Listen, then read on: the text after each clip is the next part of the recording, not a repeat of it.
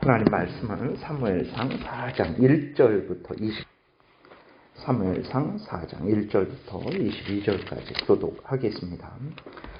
사무엘의 말이 온 이스라엘에 전파되니라.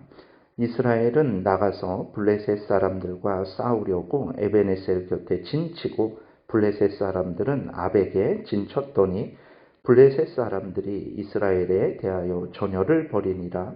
그 둘이 싸우다가 이스라엘이 블레셋 사람들 앞에서 패하여 그들에게 전쟁에서 죽임을 당한 군사가 4,000명 가량이라. 백성이 진영으로 돌아오매 이스라엘 장로들이 이르되 여호와께서 어찌하여 우리에게 오늘 블레셋 사람들 앞에 패하게 하셨는고 여호와의 언약궤를 실로에서 우리에게로 가져다가 우리 중에 있게 하여 그곳으로 우리를 우리 원수들의 손에서 구원하게 하자 하니, 이에 백성이 실로에 사람을 보내어 그룹 사이에 계신 망군의 여호와의 언약궤를 거기서 가져왔고, 엘리의 두 아들 홈니와 비느하스는 하나님의 언약궤와 함께 거기에 있었더라.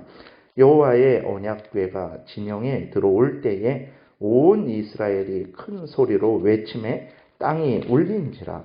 블레셋 사람이 그 외치는 소리를 듣고 이르되 히브리 진영에서 큰 소리로 외치면 어찌 됨이냐 하다가 여호와의 궤가 진영에 들어온 줄을 깨달은지라.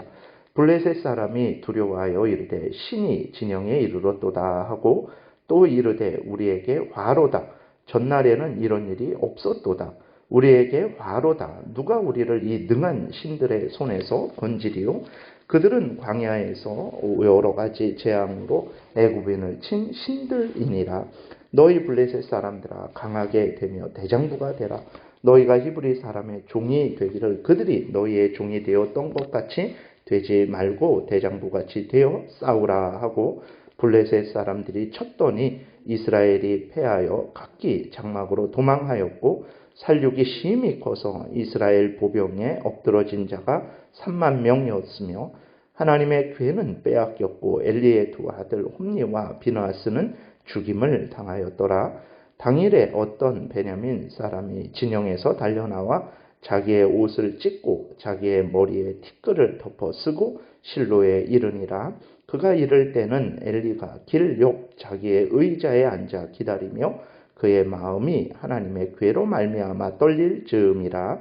그 사람이 성읍에 들어오며 알매 온 성읍이 부르짖는지라. 엘리가 그 부르짖는 소리를 듣고 이르되 이 떠드는 소리는 어찌 됨이냐.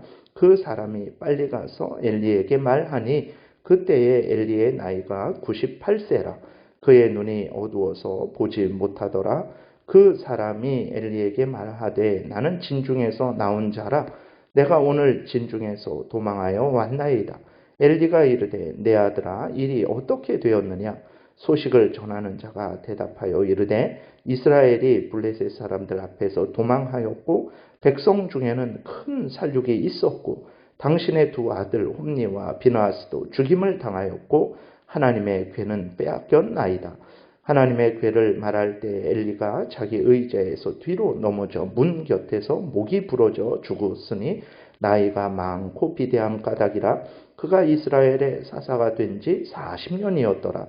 그의 며느리인 비느하스의 아내가 임신하여 해산한 때가 가까웠더니 하나님의 궤를 빼앗긴 것과 그의 시아버지와 남편이 죽은 소식을 듣고 갑자기 아파서 몸을 굽으려 해산하고 죽어갈 때에 곁에 있던 여인들이 그에게 이르되 두려워하지 말라. 내가 아들을 낳았다 하되 그가 대답하지도 아니하며 관념하지도 아니하고 이르기를 영광이 이스라엘에서 떠났다 하고 아이 이름을 이가봇이라 하였으니 하나님의 궤가 빼앗겼고 그의 시아버지와 남편이 죽었기 때문이며 또 이르기를 하나님의 궤를 빼앗겼으므로 영광이 이스라엘에게서 떠났다 하였더라.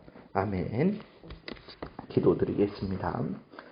살아계신 하나님 아버지 감사합니다.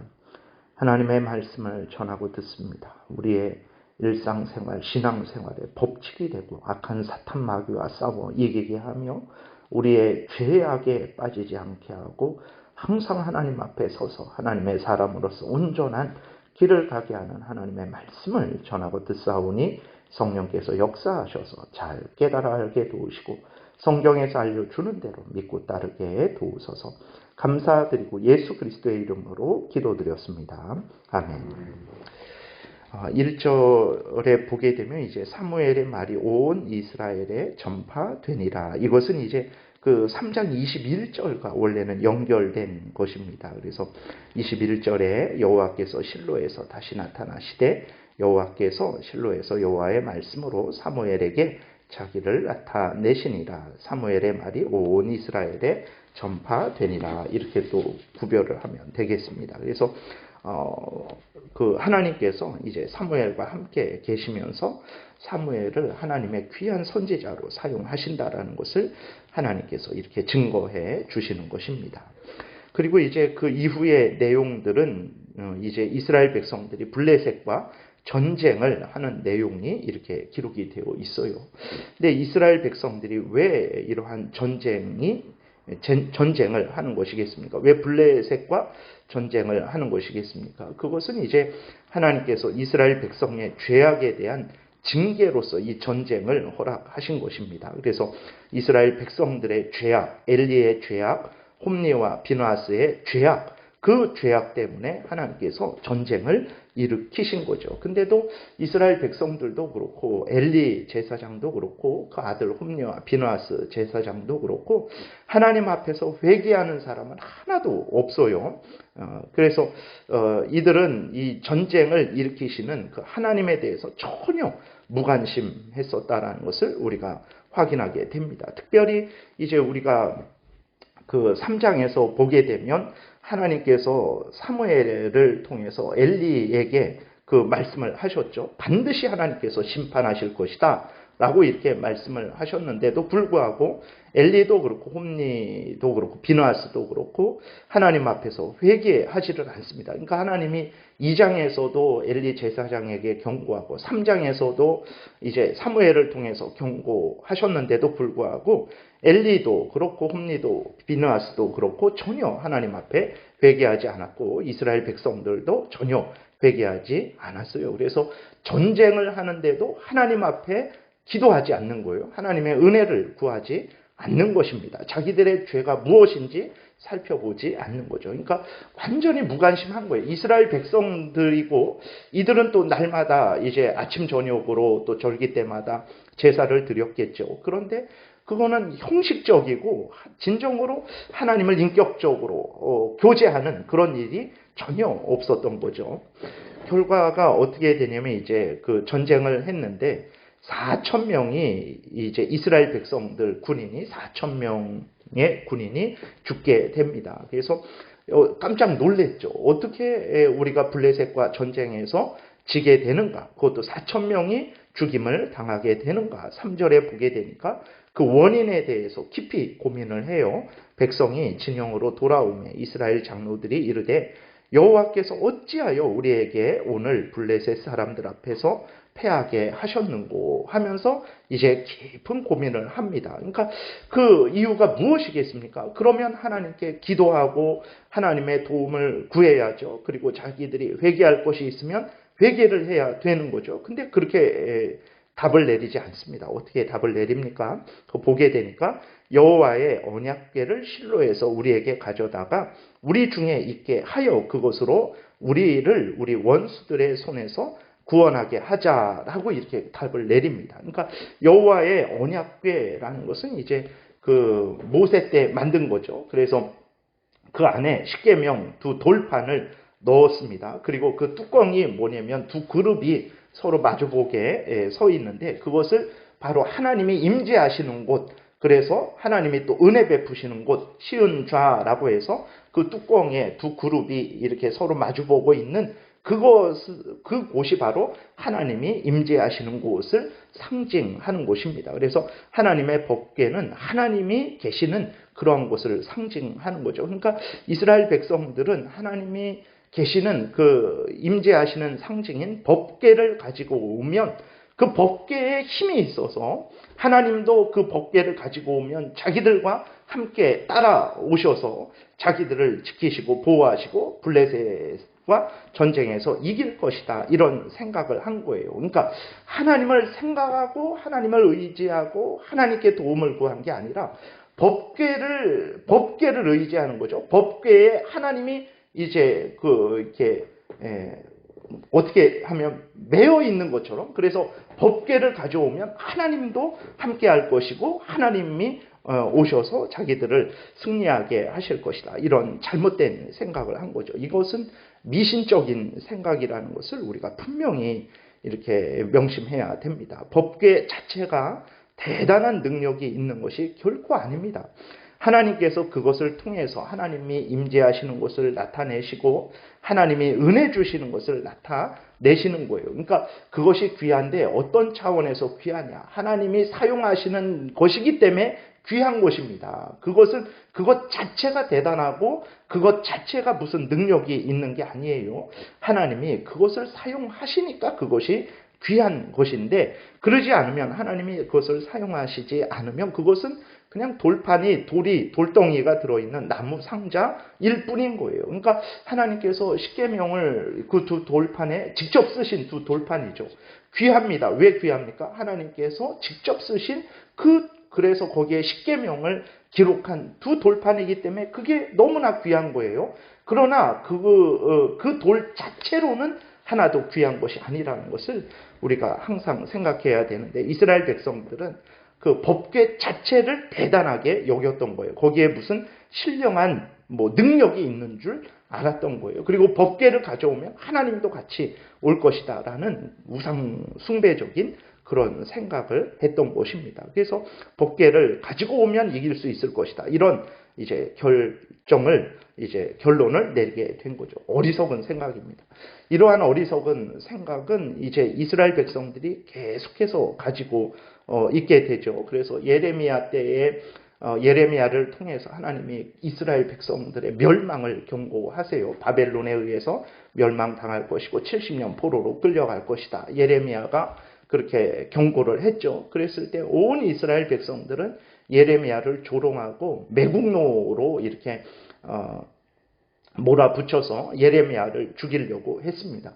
그러면서 이스라엘 백성들은 절대로 예루살렘은 멸망하지 않을 것이다 라는 그러한 확신을 가지고 있었는데, 왜 그런 확신을 가지고 있었냐? 성전이 있기 때문에 절대로 예루살렘을 멸망하지 않을 것이다. 이 성전은 하나님이 계신 임재하는 곳이다. 이 성전이 있는데 어떻게 이방 할례받지 못한 그 이방인이 와서 예루살렘을 멸망시킬 수 있을까? 절대로 이 성전은 무너지지 않을 것이고, 또 그렇기 때문에 이제 이스라엘 백성들은 멸망하지 않을 것이다. 이런 잘못된 생각을 가지고 있었죠. 그런데 어떻게 됐습니까? 하나님이 그 때가 되니까 바벨론 그러한 군대를 데리고 와서 하나님께서 그 성전을 불태워 버렸습니다. 그 성전을 완전히 허물어 버렸어요. 그 성전이 무너졌고 이스라엘 백성들은 70년 동안 포로로 끌려갔습니다. 우상 숭배하면 안 됩니다. 그러니까 어떤 성전 자체, 그것이 대단한 게 아니에요. 하나님이 그것을 사용하니까 대단한 것입니다. 하나님을 바라봐야지 성전 자체를 바라보면 안 돼요. 마태복음 24장에서도 보게 되면 그 성전이 무너졌던 것을 포로로 70년 갔다가 다시 돌아와서 성전을 다시 만들어요. 그랬다가 이제 헤롯 대왕이 예수님 오시기 전에 그 성전을 또 이렇게 크게 화려하게 다시 증축을 합니다. 그래서 이스라엘 백성들은 여전히 그 성전을 바라보면서 하나님이 자기들과 함께 계신다라는 그런 생각을 했죠. 그 성전을 또 의지합니다. 그래서 마태복음 24장에도 보게 되면 이제 그 성전을 자랑하는 제자에게 예수 그리스도께서 말씀하신 것은 무엇이냐면, 이 성전이 돌 위에 돌 하나도 남지 않을 것이다. 다 완전히 무너져 버릴 것이다. 라고 이렇게 예언을 하시죠. 실제적으로 40년 후에 예수님이 말씀하시고 40년 후에 그 성전이 완전히 무너져서 지금도 이스라엘 백성들에게는 성전이 없고 그 통곡의 벽이라고 그 벽 부분만 남아 있는 거예요. 그래서 이제 이스라엘 백성들의 어리석음은 바로 이러한 그러한 어떤 하나님을 의지하지 않고 하나님이 사용하시는 무엇을 의지하는 거죠. 그것이 어리석은 것입니다. 이 십자가가 여기 이렇게 걸려 있는데, 이게 이제 이 십자가를 대단하게 어떤 십자가 앞에서 기도하면 기도가 더 잘 되고 능력이 있고 이런 잘못된 생각을 우리 대한민국의 교인들도 그렇게 많이 했었어요. 그래갖고서는 합동교단에서 이제 총신대학교를 신학교로 두고 있는 합동교단에서 1957년에 이렇게 예배당에는 십자가를 두지 않는 것이 좋다라고 이렇게 결정을 했습니다. 왜 그렇습니까? 이 십자가가 능력이 있는 것이고 이 십자가를 조그맣게 만들어서 내 목걸이에 걸면 내가 보호를 받고 뭐 이렇게 어떤 힘을 얻는 것처럼 그렇게 생각을 하는 잘못된 우상숭배적인 생각을 없이 하려고 그렇게 했던 거예요. 그래서 오늘날에도 다른 모든 것들은 하나님이 사용하시는 도구들입니다. 목사도 마찬가지예요. 목사 자체가 능력이 있는 게 아닙니다. 아무런 의미 없는 거예요. 한 인간일 뿐입니다. 하나님이 목사로 세우셔서 하나님의 말씀을 전하게 하시는 것 뿐입니다. 하나님을 의지해야지 목사를 의지한다? 그것이 바로 우상숭배가 된다라는 것을 우리가 잊지 말아야 되는 것입니다. 그래서 이스라엘 백성들의 그 어리석음이 결국은 어떻게 됩니까? 이제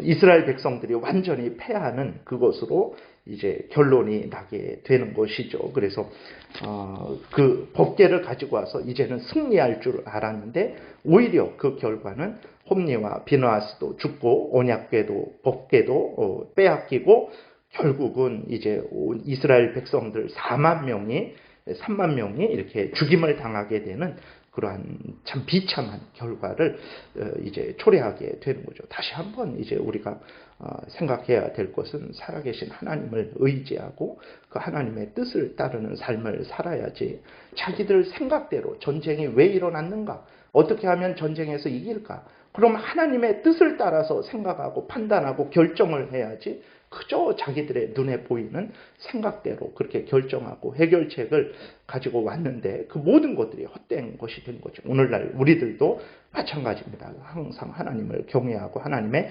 말씀에 근거해서 모든 것을 생각하고 말하고 행동을 해야 됩니다. 모든 것을 판단하고 하나님의 말씀에 근거한 대안을 제시해야지 그렇지 않은 것들은 결국은 헛된 것들이고 하나님의 은혜를 받지 못하게 된다는 것을 우리가 명심해야 되겠습니다. 기도드리겠습니다. 살아계신 하나님 아버지, 하나님이 우리를 향해서 원하시는 것은 항상 하나님을 경외하고 하나님의 말씀을 따라 살아가는 것인데 우리들은 이러한 하나님의 뜻에는 상관없이 내 뜻대로, 내 생각대로, 내 경험에 근거해서, 내 탐욕에 근거해서 판단하고 행동을 하게 됩니다. 이러한 것이 죄라는 것을 기억하고 항상 하나님 앞에 서서 하나님의 말씀에 근거해서 모든 것에 있어서 신앙생활에 있어서 일상생활에 있어서 하나님의 말씀에 근거해서 생각하고 말하고 행동하는 참으로 복된 삶을 살아가게 도우소서 감사드리고 예수 그리스도의 이름으로 기도드렸습니다. 아멘. 하늘에 계신 우리 아버지여 이름이 거룩히 여김을 받으시오며 나라의 임하옵시며